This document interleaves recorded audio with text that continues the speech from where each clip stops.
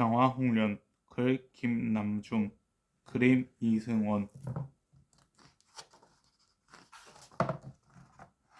옛날 남들이 부러워할 정도로 사이좋은 부부가 살았어. 그런데 이 부부에게는 단 한 가지 걱정이 있었어. 바로 아이가 없다는 것이었지. 그러던 어느 날 부인의 꿈에 선녀가 나타났곤 꽃 한 송이를 내밀었어. 꿈 이야기를 들은 남편은 뛸 듯이 기뻐했지. 틀림없이 아기가 생긴다는 꿈이요. 드디어 우리에게도 자식이 생기려나 봐요. 남편 말처럼 부인은 예쁜 딸을 낳았어. 부부는 딸 이름을 장화라고 짓고 금이야 오기야 소중히 키웠어. 몇 년 뒤 부인은 또 딸을 낳았어. 둘째 딸 이름은 홍련이라 지었지. 장화와 홍련은 콩 한 쪽도 나누어 먹을 만큼 사이가 좋았어. 부부는 불면 날아갈까 만지면 깨질까 두 딸을 보물처럼 아꼈단다. 내 식구의 행복한 웃음소리가 매일 담을 타고 온 마을에 울려 퍼졌대. 그러던 어느 날 갑자기 어머니가 병이 들었어. 좋다는 약은 다 썼지만 깊어진 병은 낫지 않았지.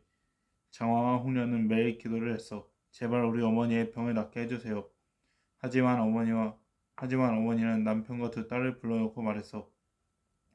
나는 더 이상 살지 못할 것이오. 여보, 우리 장화와 홍련을 잘 키워주세요. 나 혼자 어찌어찌 이 어린이 아이들을 돌본단 말이오. 부인. 하지만 어머니는 긴 한숨을 쉬더니 곧 숨을 거두었어. 장화와 홍련은 눈물로 하루하루를 보냈단다. 세월이 흘러 아버지는 새로 장가를 들게 되었어. 장화와 홍련의 새 어머니는 무섭게 생긴 사람이었어. 통통한 볼에 왕방울 문한 눈, 매개같이 찢어진 입, 목소리는 쩌렁쩌렁하고 키는 짐승만큼 컸지. 게다가 버럭버럭 화를 잘 내서 사람들이 벌벌 떨기 일쑤였단다. 그래도 아버지는 새 어머니를 아껴주었어. 시집와서 아들 셋을 쏙쏙 낳았거든. 아버지는 아들도 귀여워했지만 장화와 홍련도 여전히 예뻐했어. 새 어머니는 그게 기분 나빴지. 내 아들을 더 예뻐해야 하는 거 아니야? 저것들은 없어지면 될 텐데. 장화와 홍련은 어머니를 닮아 아름다운 처녀로 자랐어. 아버지는 그런 장화와 홍련을 볼 때마다 불쑥불쑥 세상을 떠난 아내 생각이 났어. 너희들도 어머니가 보고 싶겠구나. 아버지는 두 딸의 손을 잡고 눈물을 흘렸어. 이 모습을 본 새어머니는 큰 입을 비죽거렸어. 이게 다 장화와 홍련이 때문이야. 이것들을 없애버려야지. 어느 날 새어머니는 아들 장세에게 큰 쥐를 잡아오라고 했어. 그러고는 죽은 쥐의 꼬리와 수염을 자르고 장화의 이불 밑에 넣어놨지. 아버지가 집에 돌아오자 새어머니는 눈물을 뚝뚝 흘리며 말했어. 세상에 시집당한 장화가 아기를 낳았지 뭐예요? 깜짝 놀란 아버지가 장화의 이불 밑을 보니 정말로 무엇인가가 보였어. 아버지는 차마 똑바로 쳐다보지 못하고 눈을 꼭 감았지. 아니 어찌 이런 일이? 그러자 새어머니가 눈을 반짝이며 말했어. 장세를 지켜 장화를 산속의 연못에 밀어 넣읍시다. 그래야 소문이 나지 않아요. 아버지는 어쩔 수 없이 고개를 끄덕였어. 아버지는 잠든 장화를 흔들어 깨웠어. 외갓집에 잠깐 다녀오라. 밤길이 어두우니 장세가 데려다 줄 거다. 장화는 깜짝 놀랐어. 아버지, 내일 아침에 가면 안 될까요? 그러자 아버지는 화를 벌컥 냈어. 아버지가 가라면 갈 것이지 웬 말이 그렇게 많으냐. 장화는 할 수 없이 주섬주섬 옷을 입고 길을 떠났어. 장화는 장세가 이끄는 말을 타고 타박타박 컴컴한 밤길을 갔어. 길은 구불구불 산속으로 이어갔지. 장세는 장화를 데리고 자꾸만 깊은 산속으로 들어갔어.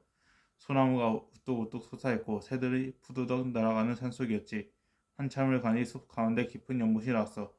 장세가 말을 세우더니 장화에게 다그쳤어. 뭐해, 나쁜 짓 했으면 벌을 받아야지. 빨리 연못에 뛰어들란 말이야. 장화가 얼며 살려달라고 빌었지만 장세는 고개를 저었어. 하나님, 제가 죽으면 불쌍한 홍련이는 어떻게 살까요? 부디 우리 홍련이를 보살펴 주세요. 하늘 올려다보는 장화의 고운 얼굴에 주르륵 눈물이 났지. 장화는 결국 컴컴한 연못에 뛰어들고 말았단다. 얼마 후 연못 물속에 가라앉자 장세는 개운한 듯 손을 툭툭 털었어. 그런데 바로 그때였어. 어흥. 무서운 호랑이 울음소리가 온산에 쩌렁쩌렁 울렸어. 이건 호랑이 아니야? 장세는 겁에 질려 주변을 둘러보았어. 순간 장세는 온몸이 들처럼 꼼짝할 수가 없었지. 언제 나타났는지 바로 눈앞에 호랑이가 으르렁대고 있었거든. 호랑이가 부리부리한 두 눈을 반짝이며 마치 사람처럼 장세를 꾸짖었어. 내가 그렇게 나쁜 짓을 하고도 무서울 줄 아냐? 호랑이는 벌쩍 뛰어올라 장세를 덮쳤어. 그러고는 장세의 한 팔을 물고 순식간에 어디론가 사라져버렸대. 호랑이에게 팔을 물린 장세는 며칠 끙끙 앓다가 겨우 일어났어. 화가 난 새어머니는 홍련이도 마저 없애려고 마음먹었지. 장화 때문에 우리 장세가 호랑이를 만난 거야. 어디 보자. 한편 홍련이는 언니가 돌아오지 않자 걱정이 이만저만이 아니었어. 장화는 스스로 연못에 뛰어들었어. 벌써 죽었을 텐데. 뭐하러 기다려. 장세의 말에 홍련이는 너무 놀라 얼굴이 하얗게 질렀지. 홍련이는 그 길로 집을 나가 산속의 연못으로 갔지. 하염없이 오던 홍련이도 결국 연못에 뛰어들고 말았어. 장화와 홍련이 죽은 뒤로 마을에는 무서운 일이 일어났어. 원님으로 오는 사람들이 모두 첫날 밤을 넘기지 못하고 죽는 거야. 한두 명이 아니었어. 평안도 철산에는 귀신이 나타난다며 철산 원님은 모두 죽어나갔다는군. 소문이 퍼지자 철산에 원님으로 오겠다는 사람이 아무도 없었어. 임금님도 달릴 방법이 없어 걱정만 하고 있었지. 그러던 어느 날 한 선비가 용기 있게 나섰어. 전하, 제가 그 마을에 원님으로 가겠습니다. 오, 그래. 부디 몸조심하고 백성들을 잘 살펴주기나. 원님은 혼자 말을 타고 또각또각 마을로 내려갔어. 원님이 마을에 도착한 첫날 밤이었어. 원님은 방에 촛불 하나만 총총 밝히고 책을 읽기 시작했지. 원님의 책장 넘기는 소리만 들리는 깊은 밤이었어.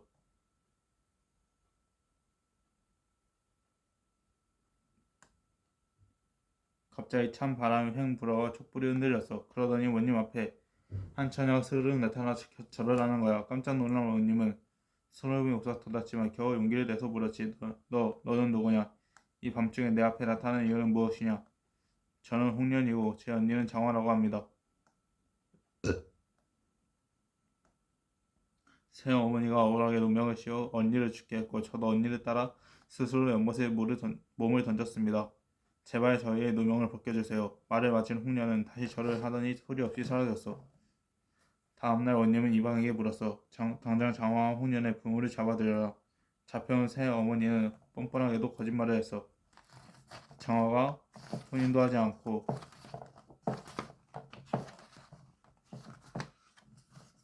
아기를 낳아 야단을 쳤더니 제 스스로 연못에 빠져 죽은 것입니다. 홍련이도 제 언니처럼 못된 아이라 밤에 몰래 도망을 쳤습니다. 여기 장화가 낳은 아기가 있습니다. 새 어머니는 죽은지를 보여주었어. 원님은 새 어머니와 아버지를 놓아줄 수밖에 없었지. 그러는 밤 원님 앞에 장화와 홍련이 함께 나타났어. 원님 제발 속지 마세요. 그것은 아기가 아니라 죽은지입니다. 다만 저희 아버지는 아무것도 모르고 속으신 것이니 부디 용서해 주세요. 장화와 홍련은 눈물을 뚝뚝 흘리며 울었어. 다음날 날이 밝자 원님은 다시 새어머니와 아버지를 잡아다가 끌어안쳤어. 그러고는 새어머니가 내놓은 아기를 꼼꼼히 살펴보았지. 그랬더니 장화와 홍련이 말대로 정말 죽은지였지 뭐야. 아버지도 그제야 내가 그게 쥐라는 것을 알고 깜짝 놀랐어. 아이고 내가 속았구나.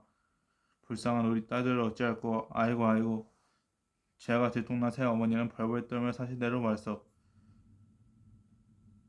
장화와 홍련이 미워서 그랬습니다. 장세는 제가 시킨 대로 했을 뿐이니 제발 용서해 주세요. 그 고약한 새어머니도 자기 아들은 소중했나봐. 장세의 죄를 용서해달라고 싹싹 빌었대. 모든 것을 알게 된 원님은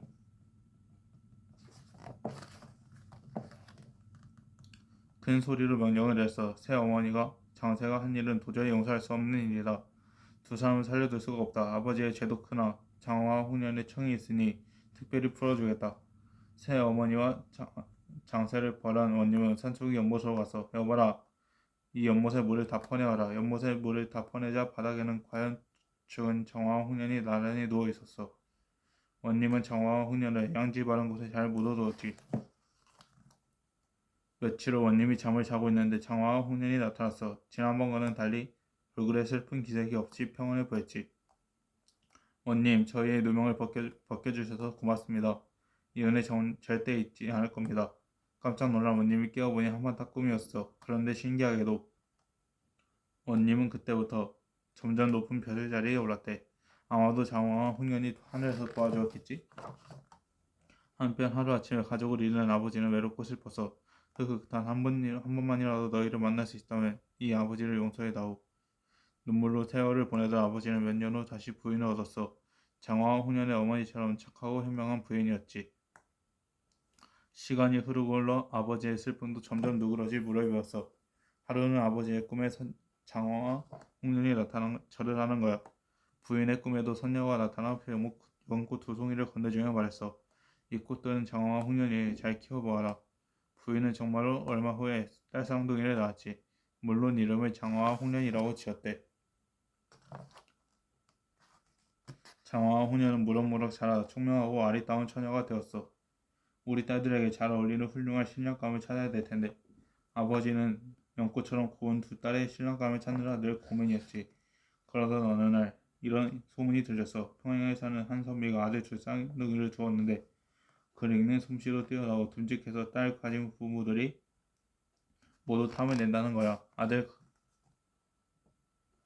가진 부모들이 모두 탐내는 장화와 홍련에게 딱 어울리는 신랑감 아니겠어? 혼사는 물 흐르듯이 척척 이루어졌어. 장화와 홍련이 쌍둥이 형제와 혼인을 하니 그 기쁨이 두 배가 되었지. 그 후 장화와 홍련은 각자 자식을 낳아 행복하게 오래 살다가 같은 날 함께 세상을 떠났대. 귀신보다 사람이 더 무섭다. 귀신을 만나면 정말 무서울 거예요. 하지만 죽은 사람인 귀신보다 산 사람이 더 무서울 수 있어요. 죽은 사람인 장화와 홍련보다 새 어머니의 못된 음모가 더 무섭듯이 말이에요. 즉 사람의 미움과 음모가 가장 무섭다는 뜻의 속담이에요. 검둥 깨에 멱 감기듯. 멱은 냇물이나 강물 같은 곳에 들어가 몸을 씻는 것을 말해요. 그런데 본래 털이 검은 개는 아무리 멱을 검는다 해도 하얗게 될 수 없어요. 즉 어떤 일을 해도 별로 효과가 나타나지 않음을 비유적으로 표현한 속담이에요. 또 봄바탕이 나쁘고 고약한 사람이 제 잘못을 끝까지 뉘우치지 못하는 것을 비유적으로 나타내기도 하지요. 죄는 지은 대로 가고 물은 흐르는 대로 간다. 죄는 지은 것에 따라 그 대가가 따르고 물은 곧이 트인 방향으로 흐른다는 뜻으로 죄를 지은 사람은 벌을 받고 착한 일을 한 사람은 복을 받는다는 의미예요. 죄는 지은 대로 가고 덕은 닦은 대로 간다는 속담도 같은 뜻이에요. 피는 물보다 진한다. 부모, 자식, 형제처럼 한 혈통으로 맺어진 육친의 정이 깊다는 뜻의 속담이에요. 자매 사이인 장화와 홍련, 그리고 부모, 자식 사이인 새어머니와 장세를 보면 알 수 있지요.